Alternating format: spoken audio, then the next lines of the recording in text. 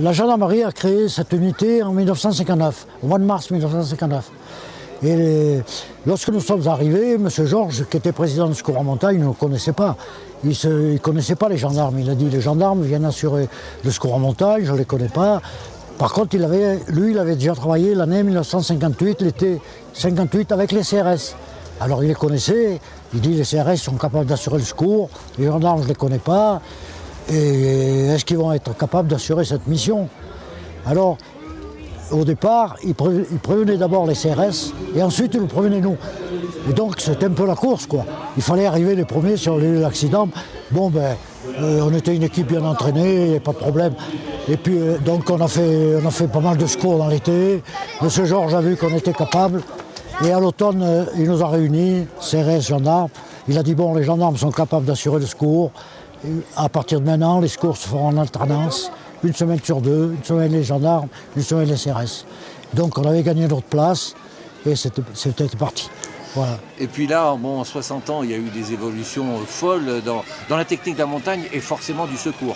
Oui, dans le secours, c'est-à-dire qu'au départ, les secours se faisaient à pied puisqu'il n'y avait pas d'hélicoptère. Il fallait partir à pied du fond de la vallée, aller sur les sommets chercher les blessés. Et comme je disais, il m'est arrivé de partir de 1800 mètres d'altitude, près de Madame Carle, pour aller chercher un gars au sommet des Agneaux.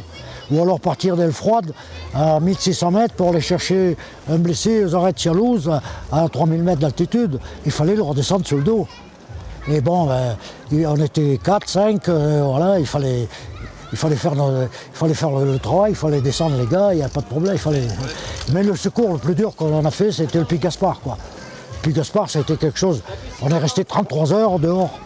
33 heures sous la pluie et la neige. Vous voyez, on est parti du refuge de l'Alpe à 1h du matin. On a atteint le blessé à 14 heures. Et ensuite, il a fallu bivouaquer sur le glacier clair parce qu'on n'avait plus de lumière, le glacier était crevassé. On a dit là, on va à la catastrophe. On s'est arrêté. Mais là, on n'avait plus de nourriture. La nourriture qu'on avait dans le sac était gelée, la moisson était gelée, et on a passé une nuit affreuse. D'ailleurs, un des gendarmes qui était avec moi a eu des gelures aux pieds et aux mains, et 2 CRS aussi. Et nous sommes repartis le matin à 4h30, parce qu'en montagne il fait jour à partir de 4h30, et nous sommes arrivés dans le fond de la vallée, c'était 10 heures, quoi. Le secours a duré 33 heures.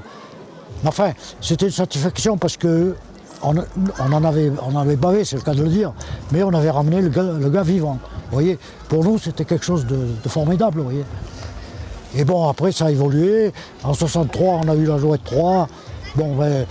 L'hélicoptère, déjà, pouvait nous transporter beaucoup plus près des accidents, pouvait ramener le blessé. Et puis, alors, en 67, il y a eu le treuil. Alors le treuil, ça a été quelque chose de magnifique.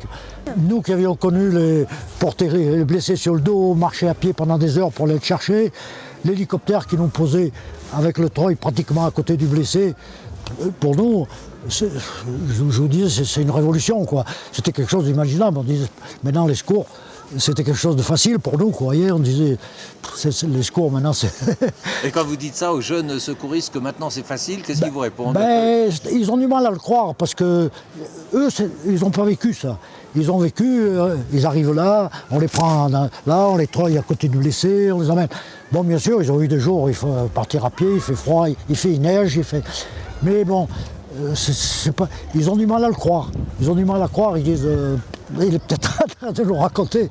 Mais on a quand même des papiers à l'appui, quoi. Hein. On a quand même eu des témoignages de mérite qui s'est marqué dessus. Alors ça prouve quand même qu'on a fait le secours.